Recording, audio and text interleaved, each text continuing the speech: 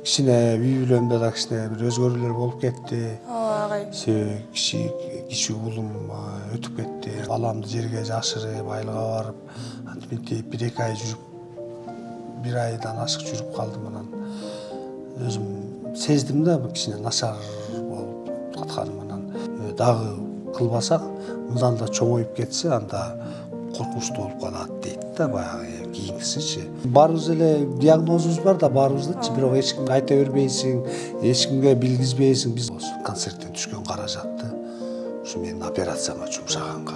Концерт өзүм катышам, ырдайм, интермедия ойнойм. Сахна, анан элден башка эч кимибиз жок да, башка байлыгыбыз жок да. Мен 85-жылдан бери эле учетто турам. Мен мындай бир кызыктай абалда калып атам да, мындай жардам сурап, жардам сурап аткансып элдерденчи. 2022-жылы мынакей президенттин колунан Кыргыз Республикасынын эмгек сиңирген артисти деген наам алгам.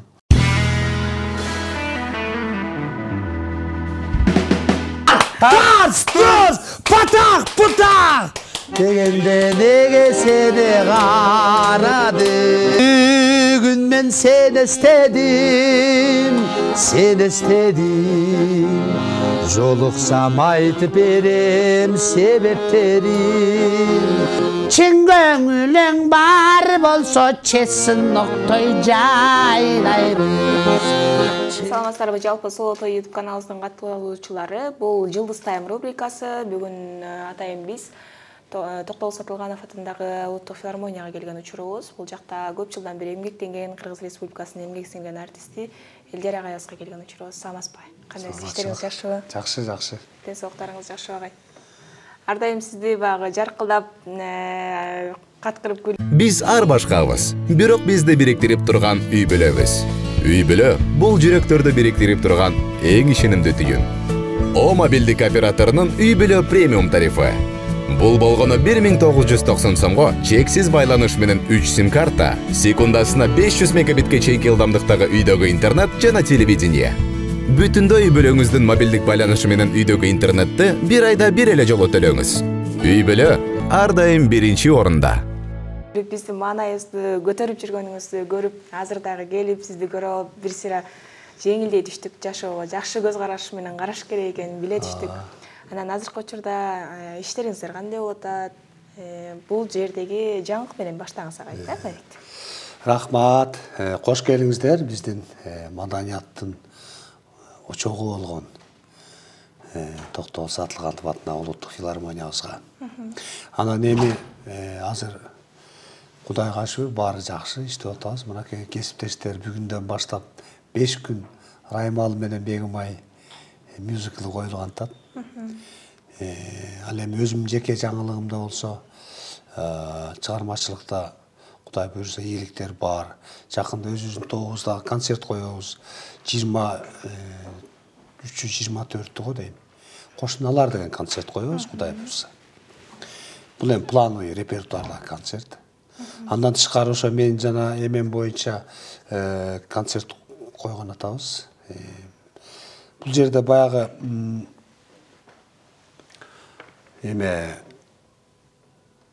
биз артисттер, ушу маданият кызматкерлери, кичине сахна, анан элден башка эч кимибиз жок да, башка байлыгыбыз жок да.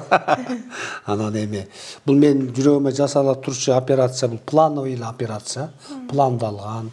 Мен 85-жылдан бери эле учетто турам, жүрөгүм менен дарыланып, докторлордун кароосундамын. Анан ошо ар бир нерсе өзүнүн убагы келгенде жасалыш керек экен. Анан жүрөгүмдүн ошо клапан алмаштырчу маалы келип калган экен. Анан ошого текшеришип, анан операция кылыш керек дешти. Анан макул берейин деп, анан ошого даярдык көрүп атабыз. Анан жетекчиликке кайрылып ушундай болгон таат десем, ушу башкы директорубуз Кыргызбай Рапаевич Осмонов ушу эме кылып концерт коелу, биздин жардамыбыз ошол болсун. Концерттен түшкөн каражатты ушу менин операцияма жумшаганга берели деп. Негизи бул концертти уюштурган мен өзүм курсташым, досум, экс-министр, маданият министрибиз Алтынбек Аскарович. Алтынбек өзү уюштуруп, өзү айтып калды, Элдияр анда ушундай кылалы жардам, биздин жардамыбыз ушул болсун. Барлап маданият кызматкерлери жалпы концерт уюштурсак кандай болот деп анан башкы директорубуз Кыргыз Барапаевичке кайрылалы деп экөөбүз келип кирип Алтынбек болуп анан сүйлөшүп, кеңешип, ушул чечимге келиштик. Анан келишип, Кудай буйрса ошол концертке да даярдык көрүп атабыз. Концертте өзүм катышам, мырдайм, интермедиа ойнойм. Концерт жакшы болот. Анан элдерди концертке чакырам келип, көңүл ачып кетишсин. Келип көңүл ачып биздин концертти көрүп кеткени мага ошо жасала турчу операциянын алдында дем, күч берген болуп калат да. Ал агай операция кайсы жакта болот? Бул жакта эле каражаты канча? Эми ал мындай экен,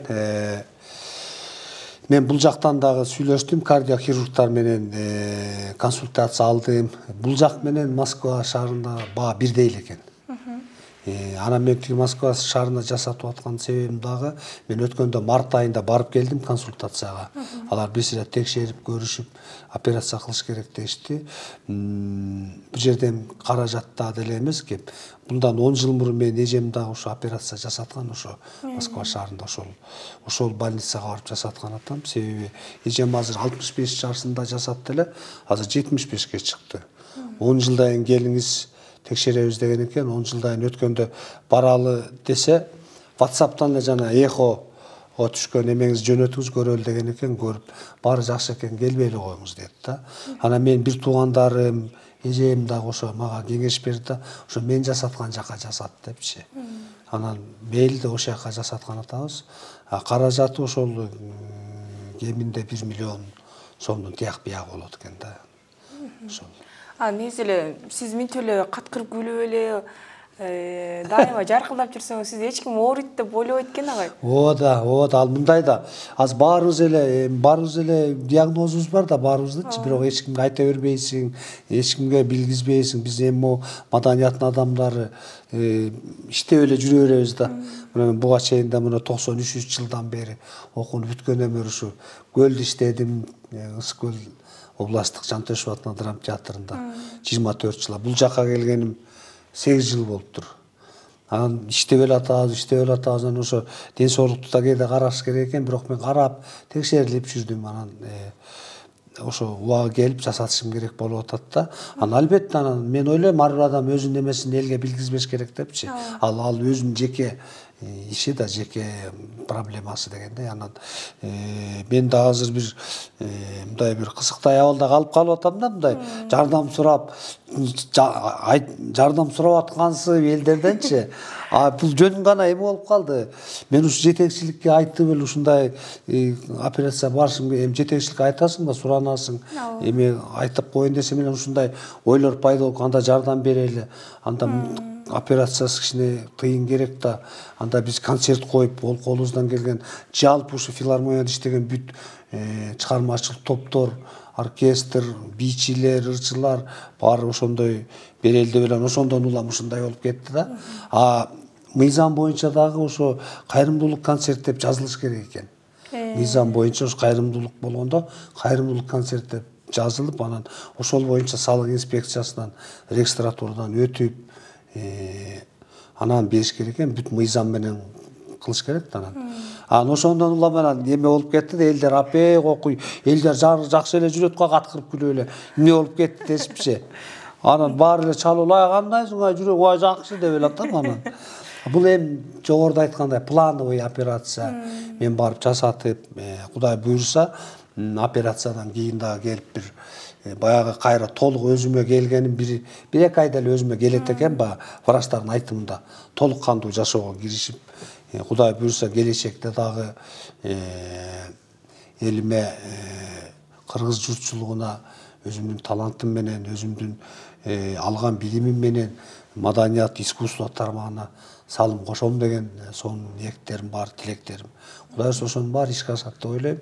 Себеби буга чейин дагы мына эмгеги макталып 2022 жылы мынакей президенттин колунан Кыргыз Республикасынын эмгек сиңирген артисти деген наам алгам.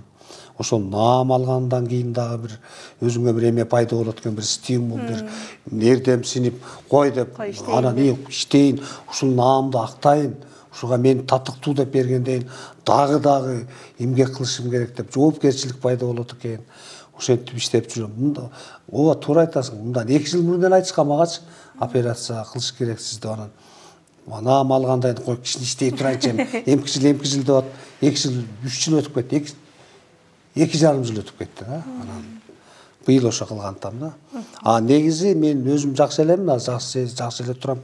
Жүрөгүм баягы клапан начар иштегенден баягы канды жүрөк айлантып турат экен да.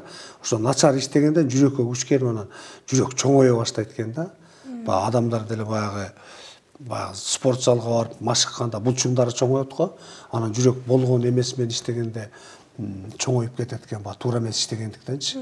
Анан ошон үчүн врачтар да айтты, эгер дагы кылбасак, мындан да чоңоюп кетсе, анда коркунучтуу болуп калат дейт да, баягы кийинкисичи.